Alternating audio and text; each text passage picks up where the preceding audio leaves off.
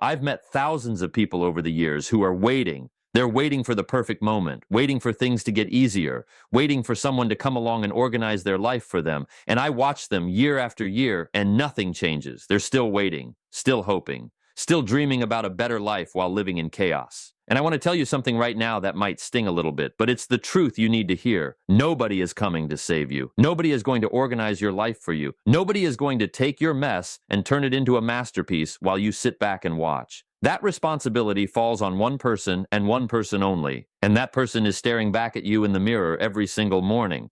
Now, I know what some of you are thinking. Jim, you don't understand my situation. You don't know how complicated my life is. You don't know what I'm dealing with. And you're absolutely right. I don't know your specific circumstances, but I'll tell you what I do know. I know that every single person who has ever achieved anything worth achieving had to face the same decision. They had to look at the chaos, look at the disorder, look at the scattered pieces of their life, and make a choice. Am I going to force myself to organize this, or am I going to let it continue to control me? Let me tell you about a young man I met years ago. Brilliant guy, talented, full of potential. But his life was a disaster. His apartment looked like a tornado had gone through it. His finances were a joke. He couldn't tell you how much money he had in the bank, how much he owed, or where his paycheck was actually going. His relationships were suffering because he'd forget important dates, forget commitments, forget promises he'd made. His career was stagnant because he couldn't keep track of deadlines, couldn't find important documents when he needed them, couldn't follow through on opportunities that came his way. And one day, he said to me, "Jim, I just need to get organized." And I looked at him and said, "No, you don't need to get organized. You need to force yourself to organize your life." There's a big difference. You see, needing to do something and forcing yourself to do something are worlds apart. Need implies that someday, maybe, when you feel like it, when the conditions are right, when the stars align, you might take action. Force means you do it now. You do it even when you don't feel like it. You do it even when it's hard. You do it even when every fiber of your being wants to do something else. That young man took my words to heart. He forced himself to spend one entire weekend organizing every aspect of his life. He cleaned his apartment from top to bottom. He created a filing system for his documents. He tracked every penny he spent for 30 days. He wrote down every commitment, every goal, every dream. And you know what happened? Within 6 months, he got a promotion. Within a year, his relationships had transformed. Within 2 years, he'd saved enough money to make a down payment on his first home. Not because he was suddenly smarter or more talented, but because he forced himself to create order out of chaos. See, here's what most people don't understand about organization. They think it's about being neat. They think it's about having a clean desk or color-coded folders or the latest productivity app on their phone. And sure, those things might be part of it, but real organization, the kind that changes your life, is about something much deeper. It's about knowing where you are, knowing where you want to go, and having a clear path between those 2 points. It's about eliminating the confusion that keeps you stuck. It's about creating systems that free up your mental energy for the things that actually matter. Think about it like this. Imagine you're trying to drive across the country, but you don't have a map. You don't know which roads to take. You don't know how much gas you need. You don't know where you're going to sleep each night. You don't even know exactly where you're starting from. How far are you going to get? Not very far. You might drive around in circles. You might waste your gas. You might end up more lost than when you started. But give yourself a map, plan your route, know your stops, track your progress, and suddenly that cross-country trip becomes not just possible, but inevitable. Your life is that cross-country trip. And right now, if you're honest with yourself, you might be driving around without a map. You might be wondering why you're not making progress, why you're always stressed, why you feel like you're working so hard but getting nowhere. And the answer is simple. You need to force yourself to organize your life. Now, let me be clear about what I mean by force. I'm not talking about some brutal, joyless existence where you become a robot following a rigid schedule. I'm talking about the kind of force that a gardener uses when he pulls weeds from his garden. It takes effort. It's not always pleasant. Sometimes your hands get dirty, but you do it because you know that if you don't, those weeds will choke out everything beautiful you're trying to grow. You force yourself to do the work that creates the conditions for growth. I remember my own journey with this. Early in my career, I was struggling. I was working hard, don't get me wrong, long hours, multiple jobs, but I wasn't getting anywhere. I couldn't figure out why some people seemed to glide through life while I was grinding and still barely making ends meet. And then I met a mentor who asked me a simple question. "Jim, show me your plan." I didn't have one. "Show me your budget." I didn't have one. Show me your goals written down. I didn't have them. Show me your daily routine. It was chaos, different every day, reactive, scattered. He looked at me and said, Jim, you're not failing because you're not working hard enough. You're failing because all that hard work is disorganized. It's like having a powerful engine with no transmission. All that power, but it's not going anywhere useful. That conversation changed everything for me. I went home that night and I forced myself to get organized. I wrote down every goal I had. I created a budget and tracked every expense. I designed a daily routine and stuck to it. I organized my time, my money, my learning, my relationships, everything. And let me tell you, it wasn't easy. There were mornings I wanted to sleep in instead of following my routine. There were times I wanted to make an impulse purchase instead of sticking to my budget. There were moments when organizing my files or planning my week felt like a waste of time when I could be doing something productive. But I forced myself, and slowly, gradually, my life began to change. Not because I was working harder, I was actually working less, but I was working smarter. I was working with intention. I was working with a plan. Here's something I want you to understand. Disorganization is expensive. It costs you money. It costs you time. It costs you opportunities. It costs you peace of mind. Think about the last time you couldn't find something important. Maybe it was a document you needed for a meeting. Maybe it was a bill you forgot to pay. Maybe it was a contact for someone who could have helped you. How much did that disorganization cost you? How much time did you waste searching? How much money did you lose in late fees or missed opportunities? How much stress did it create? Now multiply that by every day of your life, every week, every month, every year. The cost is staggering. But it's invisible because it happens gradually. It's like a slow leak in your bank account that you never quite notice until one day you look up and wonder where all your money went. Disorganization is that leak. And forcing yourself to organize your life is how you plug it. Let me give you another example. I knew a woman, a talented executive, who was constantly stressed. She worked 10, 12-hour days. She was always behind on her projects, always rushing, always feeling like she was drowning. One day, I watched her work for an entire day. And you know what I noticed? She spent probably 3 hours of that day just looking for things, looking for files on her computer, looking for notes she'd written, looking for emails she needed to reference, looking for the right person to talk to because she didn't have her contacts organized. 3 hours. That's almost half of a normal workday, wasted, simply because she hadn't forced herself to create systems and organization. I suggested she take one full day, clear her calendar, and organize everything. Create a filing system, organize her email, set up templates for recurring tasks, create a contact database. She resisted at first. I don't have time for that, she said. I'm too busy. And I said, you don't have time not to do it. You're losing 3 hours every single day to disorganization. If you spend 8 hours organizing now, you'll make that time back in 3 days. And then every day after that, you're ahead. She finally did it. And 6 months later, she told me it was the most valuable day she'd ever spent. She was leaving work 2 hours earlier every day. She was less stressed. She was more productive. She was getting better results. All because she forced herself to organize. Now, let's talk about the different areas of your life that need organization, because it's not just about your desk or your calendar. You need to organize your time. You need to organize your finances. You need to organize your goals. You need to organize your learning. You need to organize your relationships. You need to organize your health. Every area of your life either has order or chaos, and chaos is expensive. Let's start with time. How many of you can tell me exactly where your time went last week? Can you account for every hour? Most people can't. They have a vague sense that they were busy, but they couldn't tell you what they actually accomplished. That's because they haven't organized their time. They haven't forced themselves to plan their days, to schedule their priorities, to protect their most valuable hours. Here's what I did, and what I recommend you do. Get a planner or a calendar. I don't care if it's paper or digital, just pick one and use it consistently. Every Sunday, sit down and plan your upcoming week. Not just your meetings and appointments, but everything. When are you going to work on your most important projects? When are you going to exercise? When are you going to spend time with your family? When are you going to learn something new? When are you going to review your goals? And then, every evening, plan the next day in detail. I'm talking about every hour accounted for. Now I know what you're thinking. Jim, that sounds rigid. That sounds like I'm scheduling my whole life. And you're right, you are. But here's the beautiful thing. When you organize your time intentionally, you actually have more freedom.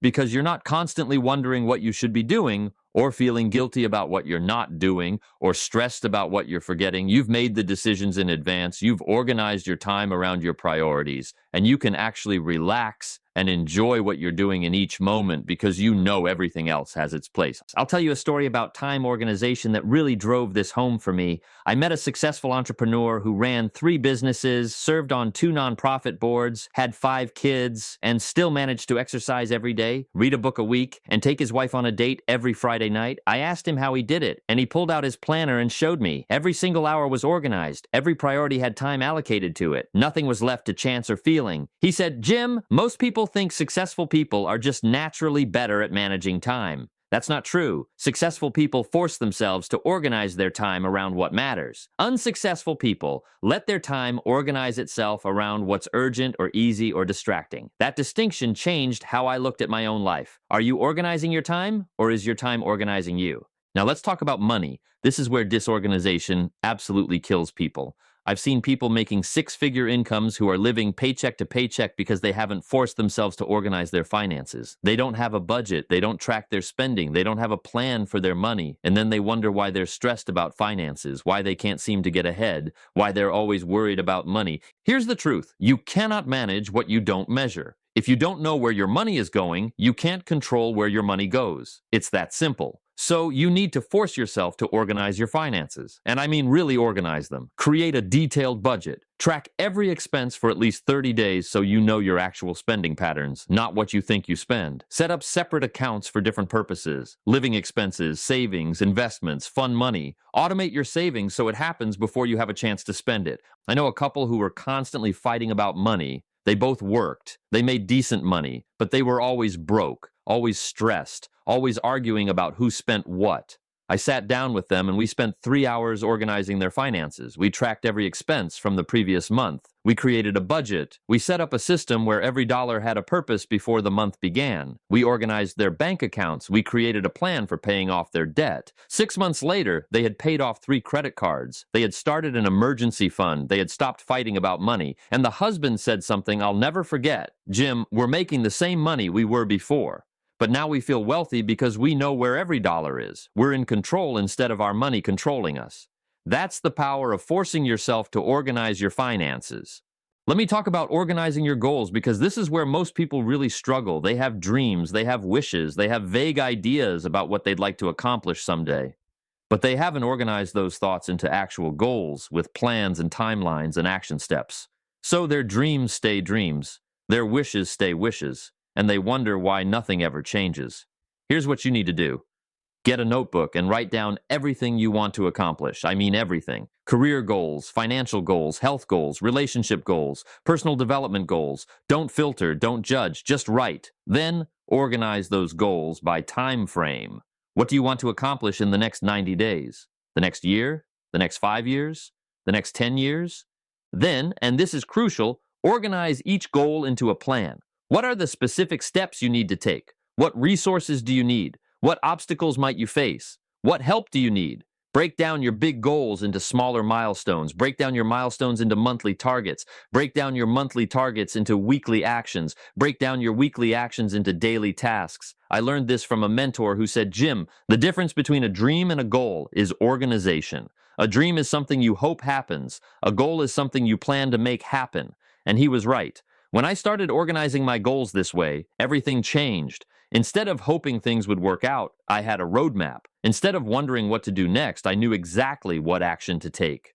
Instead of feeling overwhelmed by big goals, I had small daily steps that were manageable.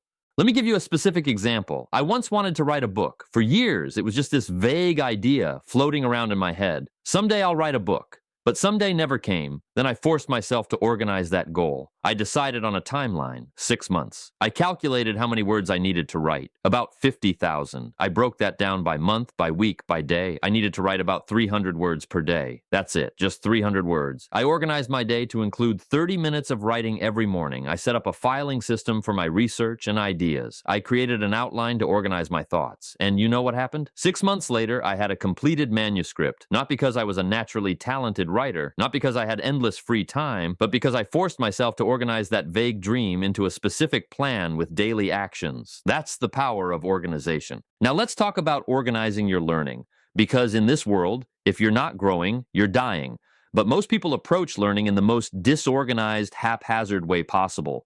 They read random articles. They watch random videos. They pick up random books. There's no system, no progression, no retention. They're taking in information, but they're not actually learning anything meaningful because it's all scattered. You need to force yourself to organize your learning. Decide what you want to learn and why. Is it a skill that will advance your career? Is it knowledge that will help you solve a problem? Is it wisdom that will improve your life? Once you know what and why, create a learning plan. What books will you read? What courses will you take? What mentors will you seek out? What practice will you do? And here's the key: organize your learning time into your daily routine. For me, I committed to reading for 30 minutes every day. Just 30 minutes, but I did it every single day. No exceptions. And I organized what I read around what I was trying to learn. If I was trying to improve my speaking skills, I read books on communication and persuasion. If I was trying to improve my business, I read books on business strategy and leadership. Everything was intentional. Everything was organized around my goals. Over the course of a year, reading just 30 minutes a day, you can read about 25 to 30 books. That's a university course worth of knowledge. But most people won't do it because they haven't organized their learning. They're waiting for the time to magically appear. They're waiting to feel motivated. Meanwhile, people who force themselves to organize their learning time are acquiring knowledge, developing skills, and advancing their lives. Let me tell you about a young woman I mentored who wanted to transition careers. She was working in retail but wanted to get into marketing. She had no formal education in marketing, no experience, no connections. But she forced herself to organize her learning. She found the top 10 books on marketing and read one each month. She took 2 online courses, completing 1 module every week. She followed 20 marketing experts on social media and spent 15 minutes each day engaging with their content and learning from their insights. She created practice projects to apply what she was learning. 18 months later, she landed her first marketing job. Her employer told her that what impressed them most wasn't her formal credentials. She didn't have any. It was her organized approach to learning. She could speak intelligently about marketing principles. She had examples of work she'd done. She demonstrated that she knew how to teach herself and apply what she learned, all because she forced herself to organize her learning instead of hoping knowledge would somehow just come to her. Relationships. Let's talk about organizing your relationships, because this is an area where disorganization causes incredible pain and lost opportunities. How many important relationships in your life are suffering because you haven't organized how you maintain them? How many friendships have faded because you didn't organize regular contact? How many networking opportunities have you lost because you didn't organize your professional relationships? How many family members feel neglected because you haven't organized quality time with them? I'm going to tell you something that might sound unromantic, but is absolutely true. Good relationships require organized effort. They don't just happen. They don't maintain themselves. You need to force yourself to organize how you invest in the relationships that matter.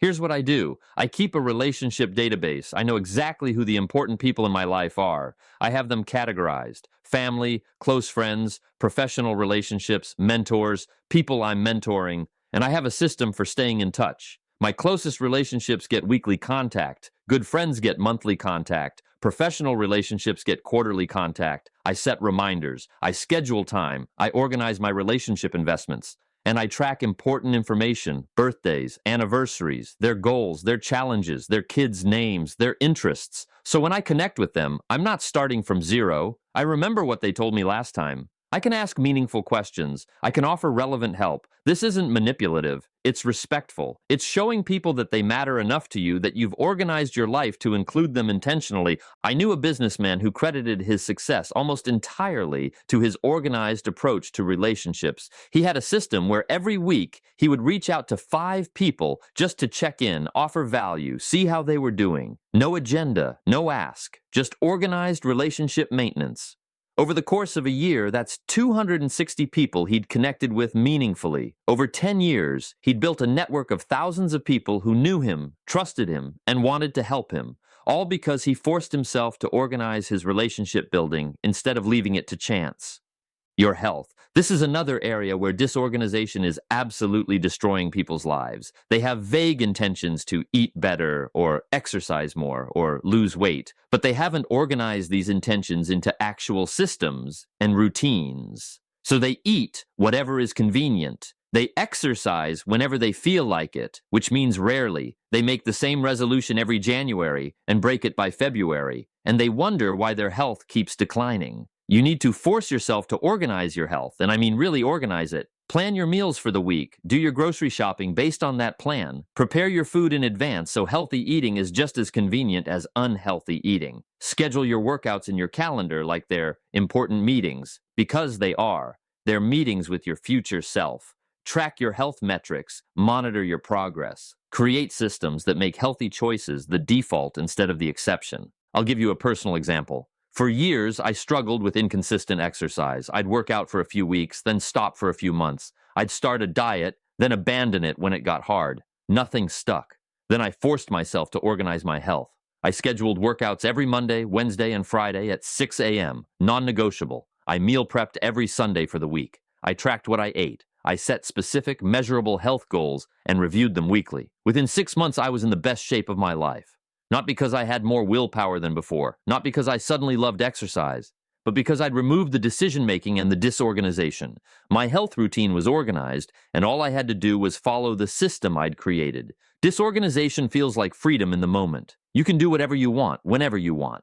But it's actually prison. It's being trapped by chaos, by stress, by lack of control, by poor results. True freedom comes from organization, from knowing where you are, where you're going, and having clear systems to get there. Let me tell you about the power of forcing yourself versus waiting to feel like it. Most people wait for motivation. They wait to feel inspired. They wait for the perfect moment. And they're still waiting years later because that moment never comes.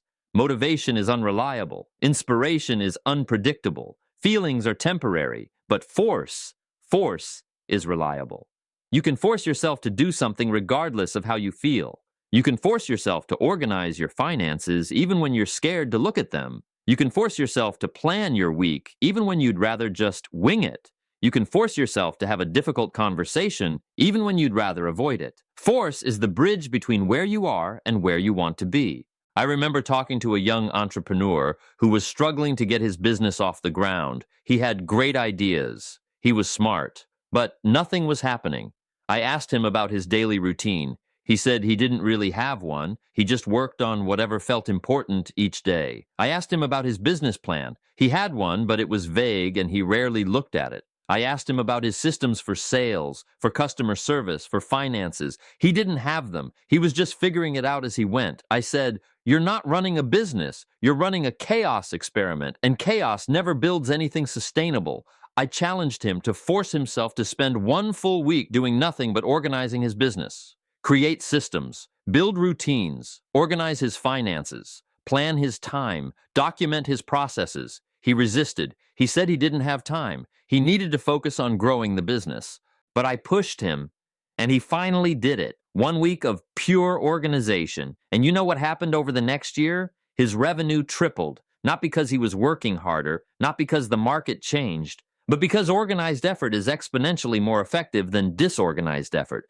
Every hour he invested in organizing his business paid dividends every single day after that. This is what I want you to understand. The time you spend organizing your life isn't time away from living your life. It's the most valuable investment you can make in your life. An hour spent organizing will save you 10 hours of wasted effort. A day spent creating systems will save you months of spinning your wheels. A week spent getting your life in order will change the trajectory of your entire future. And let me tell you what happens when you don't take yourself seriously enough to organize your life. You stay stuck, you stay stressed, you stay overwhelmed, you stay broke, you stay behind. Year after year, nothing fundamentally changes. Oh, the details might be different. Different job, same problems. Different relationships, same patterns. Different year, same results. Because the underlying issue, disorganization, was never addressed. I've watched this happen to countless people, smart people, talented people, good people. They have everything they need to succeed except organization, and that one missing piece undermines everything else. It's like trying to build a house without a foundation. No matter how beautiful the materials, no matter how skilled the craftsman, without a foundation, nothing stands. So here's what I'm asking you to do. I'm asking you to make a decision right now. Not tomorrow, not next week, not when you feel ready. Right now, decide that you're going to force yourself to organize your life. Decide which area you're going to start with. Decide when you're going to do it. And then, regardless of how you feel, force yourself to follow through. Will it be hard? Yes. Will there be resistance? Absolutely. Will you want to quit? Probably. But force yourself anyway. Because on the other side of that forced discipline is a life that runs smoothly, a life where you're in control instead of being controlled, a life where your efforts actually produce results, a life where you're moving toward your goals instead of just staying busy. I'm 70 years old now, and I can look back on my life and see clearly the moments that changed everything. And almost all of them involved forcing myself to do something I didn't want to do, forcing myself to organize my finances when I was broke, forcing myself to create a daily routine when I wanted to sleep in, forcing myself to plan my goals when I'd rather just wing it, forcing myself to invest in relationships when I was tired. Every major breakthrough started with forcing myself to bring organization to chaos. And I see young people today with so much more opportunity than I had. More information available, more resources, more tools, but many of them are getting worse results than my generation did.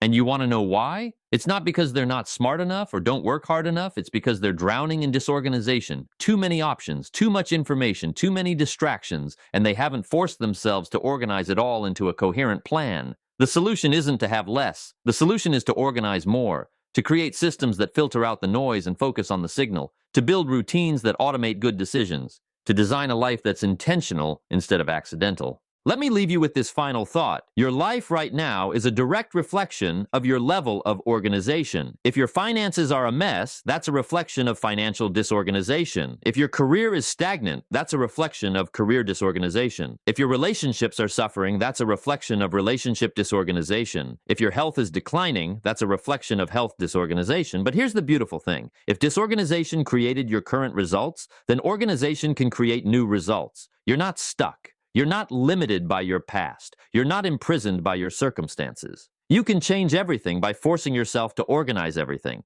Start today. Start small if you need to, but start. Take one area of your life and spend the next 7 days organizing it completely. Create the systems, build the routines, make the plan, track the metrics, and then watch what happens. Watch how that organization creates momentum. Watch how that momentum creates results. Watch how those results create confidence. Watch how that confidence inspires more organization in other areas. This is how you change your life, not through some magical transformation, not through luck or fate or wishing on a star, but through the deliberate, disciplined, forced act of organizing every area of your life around your highest priorities and deepest values. You have everything you need. The question is, will you force yourself to organize it? Will you force yourself to create order out of chaos? Will you force yourself to build systems that serve your goals? Will you force yourself to invest the time and energy required to take control of your life?